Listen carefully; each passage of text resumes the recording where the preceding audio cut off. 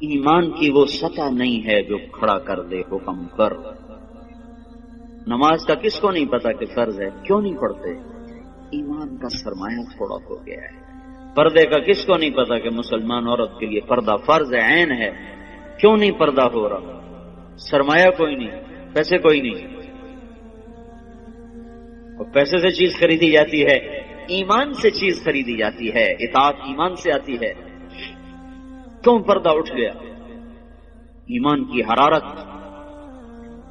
ایک عورت جب 5 ہجری میں پردے کا حکم آیا تو رات کو حکم آیا، کسی کو پتا چلا کسی کو نہیں چلا۔ فجر کی نماز میں عورتیں بھی آتی تھی مسجد میں، ایک الگ جگہ بنی تھی۔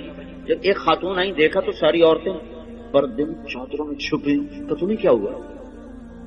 کہنے کی تجھے خبر نہیں رات کو پردے کا حکم آ گیا؟ کہ اچھا مجھے تو کوئی پتہ نہیں تھا، رات کو اللہ نے کہہ دیا ہے۔ تو انہوں نے اسی وقت نماز کے بعد ایک بچے کو بھیجا، کہا جاؤ بیٹا میرے گھر سے چادر لے کے آؤ۔ وہ بچہ گیا، گھر سے چادر لے کر آیا، پھر چھپا کے چہرے کے چھپا کے جب گھر پہنچی تو ان کے خامد نے فرمایا جب تمہیں پتہ ہی وہاں جا کے چلا تھا تو اس تکلف کی کیا ضرورت تھی، یہیں آ کے شروع کر دیتی۔ تو فرمانے لگی اللہ کے حکم کا پتہ چلنے کے بعد میری جرت نہ ہوئی کہ ایک قدم بھی اس کی مرضی کے خلاف اٹھاؤں۔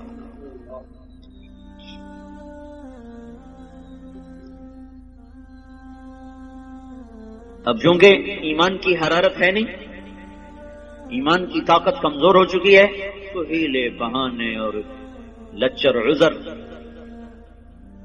حضرت فاطمہ رضی اللہ تعالیٰ عنہ کا انتقال ہونے لگا تو اپنی خادمہ سے کہا، حضرت علی موقع پر موجود نہیں، کہا کہ غسل کا پانی رکھا، پانی رکھا، انہوں نے غسل فرمایا کہ میرا فلاں جوڑا نکالا، کا چارپائی میری بیچ میں تھا، انہوں نے کمرے کے بیچ میں چارپائی کر دی، ایسے لیٹی قبلے کی طرف منہ کر کے کہنے لگی میں مرنے لگی ہوں، علی سے کہنا میرا غسل ہو چکا ہے، میرا کوئی کندھا بھی نہ ننگا کرے، میرا کوئی نہ سطر کھولے، میں نہا چکی ہوں، میرا غسل ہو چکا ہے۔ ان کو مرنے کے بعد بھی یہ فکر ہے کہ میرا کندھا ننگا نہ ہو۔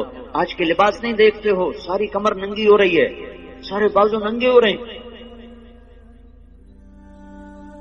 یہ مغرب کی بیٹیاں بن کے عزت پانا چاہتی ہیں۔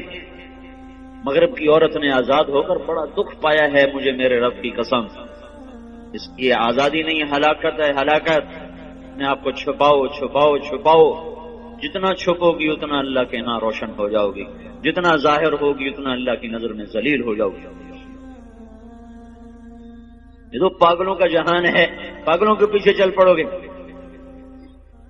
ہماری مائیں وہ ہیں جنہوں نے موت کے بعد بھی کہا میرا سطر نہ کھلے، کوئی میرا کندھا بھی نہ دیکھے۔ حضرت علی تشریف لائے تو انتقال ہو چکا تھا، تو خادمہ نے کہا کہ یہ فرما کر گئی ہیں، فرمایا ایسا ہی ہوگا، ایسا ہی ہوگا۔ اسی طرح جنازہ اٹھایا گیا، اور پھر اس سے کچھ دن پہلے کی بات ہے، اسماء بنت امیس سے کہنے لگی میری میت کا کوئی ایسا انتظام کرو کہ کسی کو پتہ بھی نہ چلے میرا قد کیسا، میرا جسم کیسا۔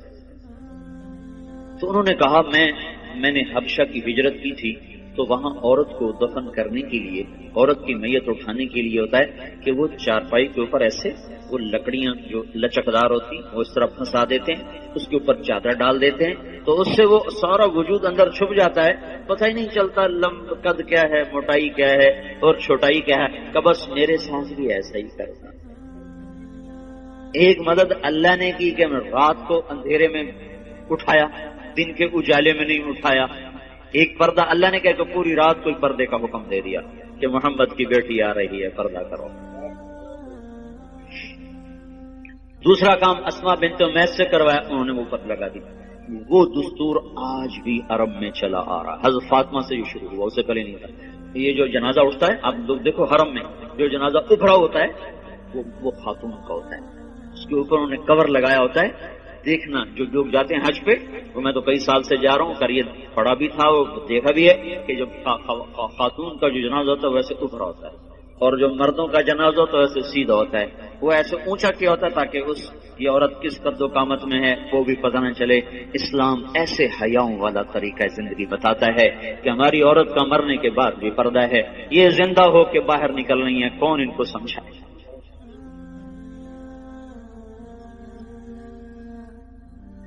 ہاں ہائے، تبلیغ اسی زندگی کو سیکھنے کا کام ہے، یہ پاک زندگی ہے، پاکیزہ زندگی، اس کو لے کے در در گھر گھر پھرنا، لوگوں کی خیر خواہی میں، ان کو اللہ کے ساتھ جوڑنے میں، دھکے کھانا، لوگوں کی منتیں کر کے ان کو اللہ رسول کی ترتیب زندگی سمجھانا بتانا، یہ ہے تبلیغ کا کام۔ اس کے لیے ہم عورتوں کو بھی نکالتے ہیں، مردوں کو بھی نکال دو، بھائی سیکھو سیکھو۔ اوپر سے ہواؤں کا تیور بدلا ہوا ہے، پانی بکھر چکا ہے، زمین بے لگام ہونے کا ہے، سمندر اچھل اچھل کے اپنے غصے کا اظہار کر رہے ہیں، اللہ تعالیٰ کی طرف سے نشانیاں ظاہر ہو رہی ہیں کہ یا سیدھے ہو جاؤ یا پانی کی لگام کھل سکتی ہے، یا زمین اپنی کروٹ بدل سکتی ہے، یا ہواؤں کی لگام ڈھیلی ہو سکتی ہے، یا چاند سورج کی گردش وہ ہمارے خلاف چل سکتی ہے، اور کوئی اللہ لاؤڈ اسپیکر لگا کے بتائے گا کہ بس کرو، ختم کرو، باز آ جاؤ۔ انہی چیزوں سے اللہ بتائے گا کہ لوٹ آؤ لوٹ آؤ لوٹ آؤ لوٹ آؤ۔ اس لیے بھائیو بہنوں، توبہ کرو اللہ کے دربار میں، مانگو اللہ سے معافیاں، اور اپنی زندگی کو اللہ اس کے رسول کی پاکیزہ ترتیب میں لاؤ اور ڈھالو، اس کو نکل کے سیکھو، گھروں میں اس کی فضا بناؤ، بچوں کو لے کے بیٹھو، ان کو آخرت بتاؤ، جنت بتاؤ، جہنم بتاؤ۔ آج کا ماں باپ بڑا ظالم ہے کہ 2-3 سال کے بچے کو اسکول کے حوالے کر دیتے، اور مائیں فارغ، باپ فارغ، باپ کاروبار میں، میں اپنے بناؤ سنگار میں۔ آج کی ماں نے جو کرنا تھا وہ تو کر نہیں رہی۔ اللہ نے اس کے ذمہ خامد کی روٹی نہیں لگائی، خامد کے ماں باپ کی خدمت نہیں لگا، وہ کرے تو اس کی نیکی ہے، وہ کرنا چاہیے، لیکن اگر وہ نہ کرے تو اس عورت کو نافرمان عورت نہیں کہا جا سکتا۔ تو پھر اس کے ذمہ کام کیا ہے؟ تھکا دینے والا، کھلا دینے والا، جوڑ درد سے پکار اٹھے، وہ کیا ہے؟ نسل کو تیار کرنا۔ یہ اتنا اوکھا کام ہے کہ دانت کے تلے پسینہ آ جائے۔ جو مائیں کرتی نہیں ہے، وہ اپنی طرح جنگل کے پودے کی طرح جوان ہوتے ہیں، جوانوں جب ایسے آنکھ دکھاتے ہیں تو پھر ماؤں کے کلیجے پاڑتے ہیں۔ جب بیٹی آگے سے بولتی ہے تو ماؤں کی راتوں کی نیند اڑتی ہے، اسے سمجھایا کب تھا، اسے ٹائم کب دیا تھا، بچوں کے ساتھ کب بیٹھے تھے۔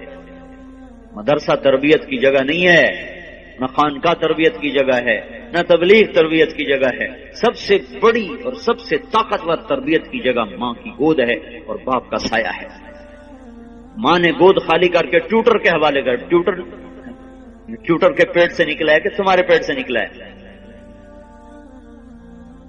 ہاسٹل میں 11 سال کا تھا، میرے باپ نے مجھے ہاسٹل میں ڈالا۔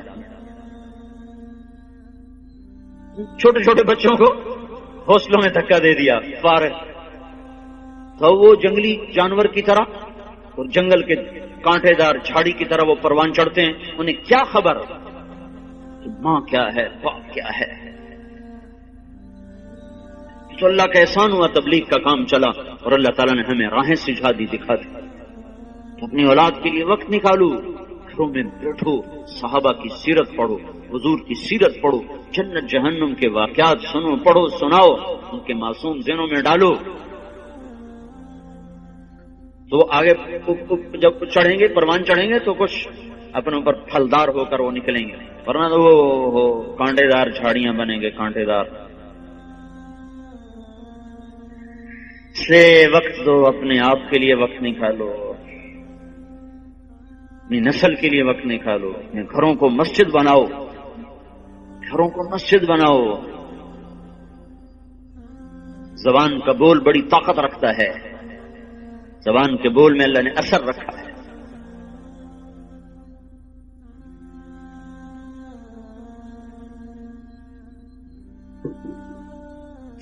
عیسائیوں نے حملہ کیا، مسلمان بادشاہ نے لشکر بھیجا،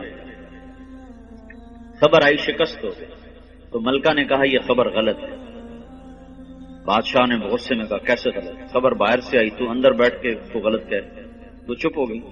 کچھ دنوں کے بعد خبر آئی کہ واقعی خبر غلط تھی، فتح ہوئی۔ تو بادشاہ نے اپنی بیوی سے پوچھا تو نے یہ اتنے دعوے سے بات کیوں کہی تھی؟ اس نے کہا بات یہ ہے، جب یہ میرا محسوس ہوا کہ میرے پیٹ میں کوئی امانت ہے تو میرے منہ پہ ایک لقمہ بھی حرام کا نہیں آیا، میں نے کوئی مشتبہ کھانا نہیں کھایا۔ کہ جب یہ پیدا ہوا، یہ کون سنا رہی؟ کوئی کسی مولوی کی بیوی نہیں، بادشاہ کی بیوی کا سنا رہا ہوں۔ جب یہ پیدا ہوا تو میں نے جتنی دفعہ اسے دودھ پلایا، پہلے 2 نفل پڑے پھر دودھ پلایا، وضو کیا 2 نفل پڑے دودھ پلایا، 2 سال میں نے یہ چکی چلائی ہے، 2 سال میں نے یہ مشقت برداشت کی ہے کہ ہر دفعہ اس کے لیے میں وضو کرتی، نفل پڑھتی، پھر دودھ پلاتی، تو جو اتنا پاک دودھ پی کے پروان چڑھے وہ کافر کے آگے کیسے بھاگ سکتا؟ یہ خبر اگر آتی کہ شکست ہوگی اور میرا بیٹا شہید ہو گیا تو پھر اس کو میں مان جاتی، لیکن میں یہ نہیں مان سکتی کہ جس کو میں نے ایسا پاک دودھ پلایا ہو وہ موت کے ڈر سے بھاگ جائے۔ یہ نہیں سکتی، یہ کام آج کی ماں نہیں کر رہی ہے۔ اس کا سلیقہ سیکھنے کے لیے تبلیغ میں وقت دو کہ بچوں کو کی تربیت کرنی کیسے ہے اور گھر کی زندگی کو جنت کیسے بنانا ہے۔ اس لیے بھائیوں بہنوں، پچھلی پہ توبہ کرو، اگلی کے لیے تیاری کرو، اپنے گھروں کو مسجد کا ماحول دو، اپنی زندگی میں پردے کو داخل کرو،